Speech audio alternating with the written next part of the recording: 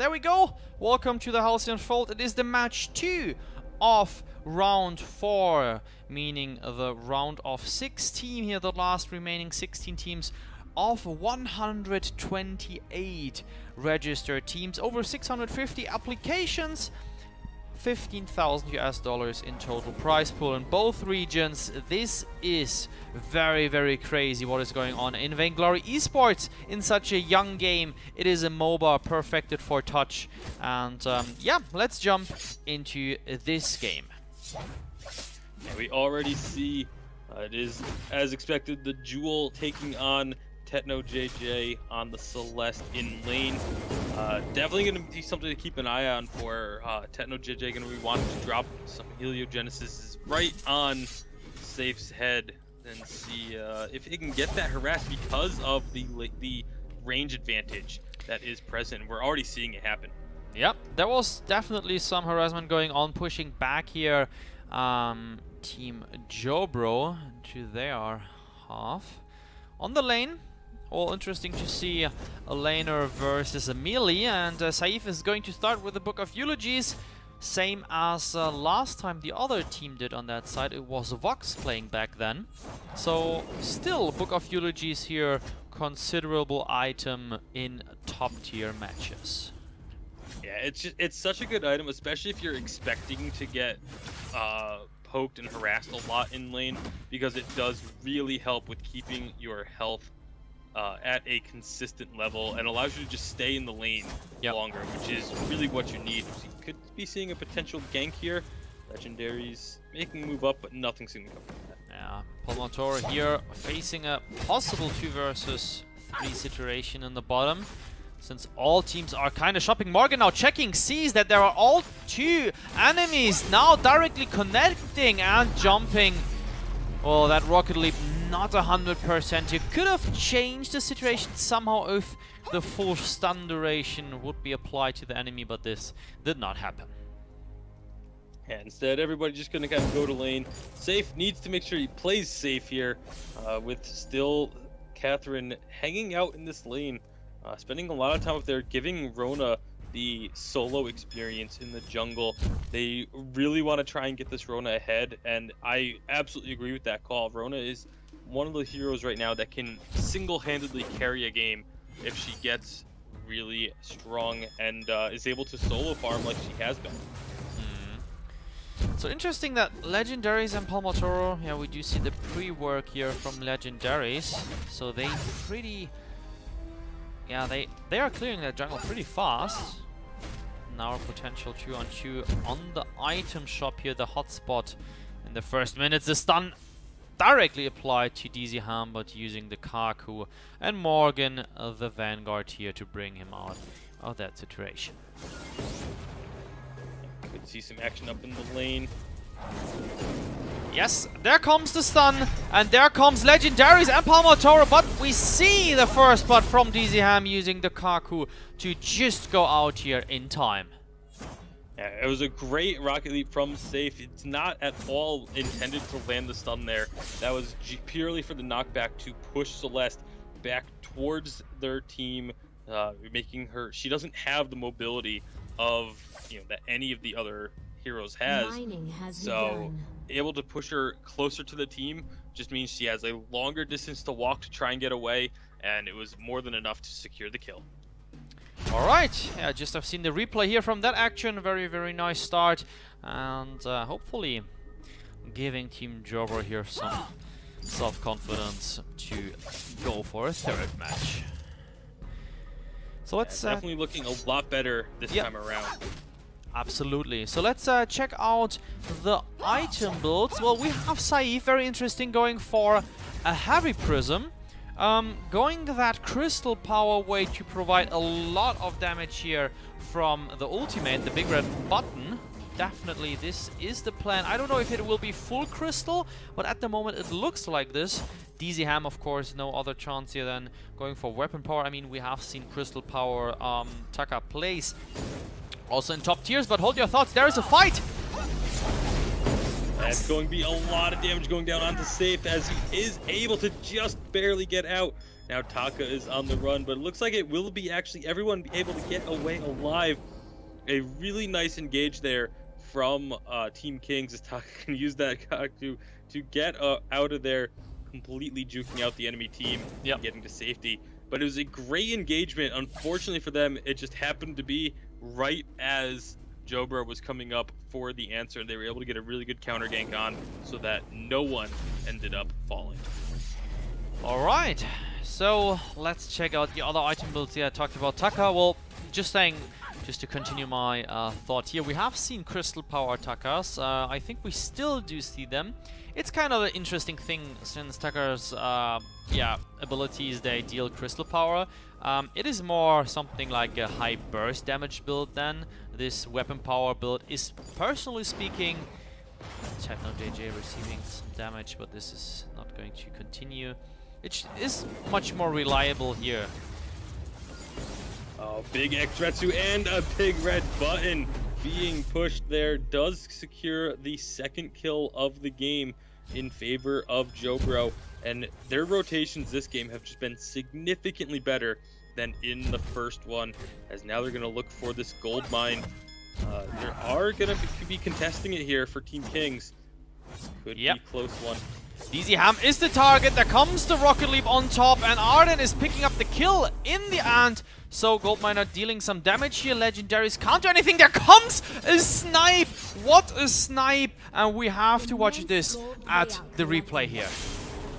Just unfortunately, was not enough to pick up the gold mine, but it did get the kill. So at least a little bit answered. Morgan trying to run away. Not quite going to be enough. And there, look at the replay. There is the kill from Arden, the gold miner, and now look at that snipe coming there, picking up the kill. Beautiful play. Great to watch. Yeah, so incredibly close to picking up the gold miner as well. Would have been absolutely huge, possibly even MVP worthy if that had gone through.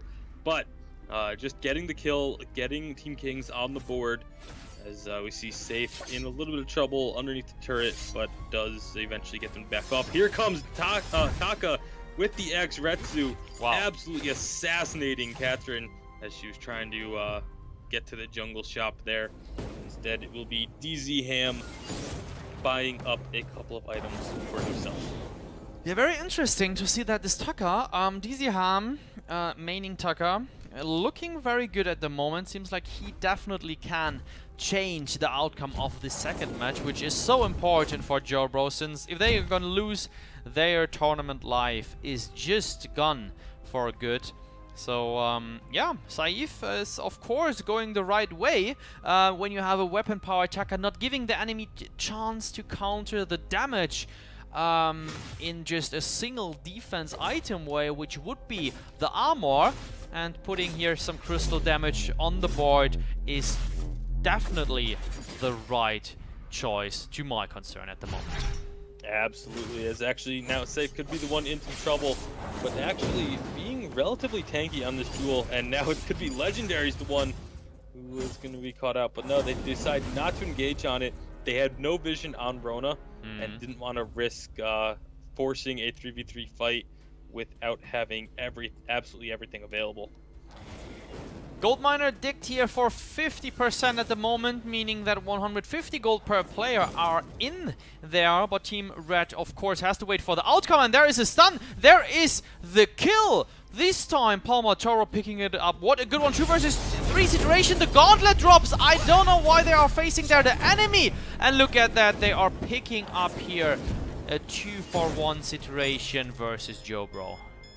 Yeah, a little curious as to why they went in on that 2v3. They did get one kill, but lost another, and now that means the gold mine is going to be going over in favor of TeamKings. Only 186 gold each, but that's a lot better than letting the enemy team get 300 gold eventually. So, great job by TeamKings, and again, this Rona. The combination that they have, if Catherine stuns someone slightly out of position, you get Heliogenesis, Core Collapse, and then Rona jumping in on them. There's you saw how quickly Jewel went down to that immense amount of burst damage. That was really, really well done. And yeah, I mean, it is even now, I mean, even they have 500 gold more at this point. TeamKings here playing from the left to the right, representing Team Blue. So they are looking for the long run of the match, since we know that late game Celeste can be very, very difficult for the enemy, and so does Rona. Speaking of catching someone out, it's going to be Morgan getting dropped extremely low. They then turn their attention on to Taka, but they have vision on him despite the Kaku, and that is going to be a easy kill picked up. And now they can try and look for another fight. However, they did lose Celeste in the process. But Rona and Catherine are both at full health as they're just going through the enemy jungle now, looking for anybody. Not going to find any of them, though, and then now just turn around and head back out. Yeah, very interesting situation. So both teams are waiting somehow for the mistakes and just tried instantly to counter farm. And look at that here. Saif is going that way, checking the enemy camps and just picking up that one. Let's have an overview here. The gold miner starts to dig for the blue team. Well, both teams are very, very aware of the current situation and trying to outplay the enemy. DZHam, there comes the engage with the X-Red, so the gauntlet drop will escape here from TechnoJJ, but DZHam is going for the dive. I think he will pay with his life. Yes, so he does. 1-for-1 trade. Yeah, and 1-for-1 trades, you know, not really a whole lot to be gained out of that at the end of the day. It's not like either of them had a huge gold bounty from being on a killing spree or anything of the sort. So really just not a whole lot gained thanks to that. It did burn 2 ultimates on the side of JoBro, however. So you could argue that a little bit less in their favor, but it's not really that big of a difference. We did point out, you know, the fact that Palmatoro was given so much solo farm in the jungle, and the result of it is being that Rona having the highest level in the game, going to be the first one to hit that level 12. It'll be interesting to see if they go for the ultimate or the A slot ability overdrive, as they are getting very close to that max level. Obviously just one more to go and we'll be finding out. It looks like they may be looking for a fight here. Everyone is grouped up right around these turrets. It'll be interesting to see if anything does happen here, though, because both teams are postured up and able to defend. Okay, gold miner filled up 3/4, is on a minion candy, therefore dealing a lot of damage. And now I mean, we haven't seen any turret push. Both turrets are nearly untouched. We see the health bars here in the top left and the top right. And now we might see a push here from JoBro. TeamKings coming back. Palmatoro using the direct way through the jungle bush, which is of course always a bit risky. But since Palmatoro is of course some kind of a off-tank bruiser warrior build with this Shiver Steel and the Fountain of Renewal plus heavy steel, he doesn't fear anything. Yeah, it's going to be extremely difficult to kill Palmatoro as the game continues to go on. Did hit level 12, did put that 3rd ability point in the ultimate, and we are going to be seeing, now that Gold Miner is about to fill up, it looks like they are just going to give that up. Not bother trying to steal that away. At this point, it'd be a little bit too late to do it, as we do see it pays out right there. And now they're going to try and answer with a turret, but this could be very, very dangerous. Yes, there comes the fight. DZHam is the target. There comes the block. Well done here. Escaping, and look at that big red button. Instantly melted away 50% of the health bar from Palmatoro, but this time, no kill here. 377 damage, and there comes the snipe. And what a snipe from TechnoJJ. Look at the core clubs. They are picking up the whole team here for an ace. Yeah, great job there from the entirety of TeamKings, but especially TechnoJJ, getting that snipe onto Duel as she tried to use the rocket leap to get away. But instead it ends up being an ace in favor of TeamKings. This should mean 2 turrets. Add that on top of just getting the maximum payout from the gold mine, and they now suddenly have a huge gold and disparity in their favor. So DZHam, just look at the damage reflection. He's taking a lot of damage. There is a little bit of half his health just from the damage reflection alone. So that is something to be worried about for this Taka. Next fight just about to come in the next minute or so, so I would like to take the opportunity and ask Donjon about the other match which is going on parallel. Well, they had some, let's say not issues, but they had some troubles getting into the party, but it's all fine. They did start now. They're just a minute in, so it's 0-0, but since we are already at 8 p.m. CST, there is another match started already, and that is MediaPixel Esports against Beer's Comeback X. Oh, they play, I believe, there we go, Celeste, Kathleen Jewel against Rona, Arden, Scarf. So Scarf again, and obviously Celeste, both of the very heavy crystal carries are picked there as well. And the other information I have for you is Gamers 2 against Rebel Lion. Seed 7 against Seed 12 will just happen after JoBro and TeamKings. However, if we're going to see a third match, they will even wait for us, because, I mean, Seed 12 against Seed 7, that will be a good one as well. Alright, Kraken is going to be captured from TeamKings here on the fall, trying to wrap up the second match, and DZHam, oh, he is going in. I don't know if that is the right decision here. There comes the gauntlet drop, but not protecting anything, falling as well. 2-0 for Celeste in that situation, and Saif is just going back to protect the turret. Oh, just going back the whole way, yeah. Yeah, not sure how much Saif would be able to do protecting against 3 members and a Kraken coming in. That was just a really, really good catch by TeamKings, able to spot Taka coming in out of position and taking advantage of that. Also, being able to take that Kraken without a single check. There was nobody even in place to try and stop them from taking that Kraken. And now they're going to go in, picking up another kill onto Taka. And that's the one downside of Taka is, you know, he needs to be able to go in on the back line, but if he can't instantly kill someone, he's very, very squishy.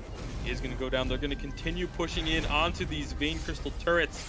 Big red button doing a lot of damage to Techno JJ, but he's still safe on the backside. The turret is down. Kraken is still pushing the Vein Crystal. This could be the game for TeamKings, and it will be, and they'll be moving on to the quarterfinals of the VGL qualifiers.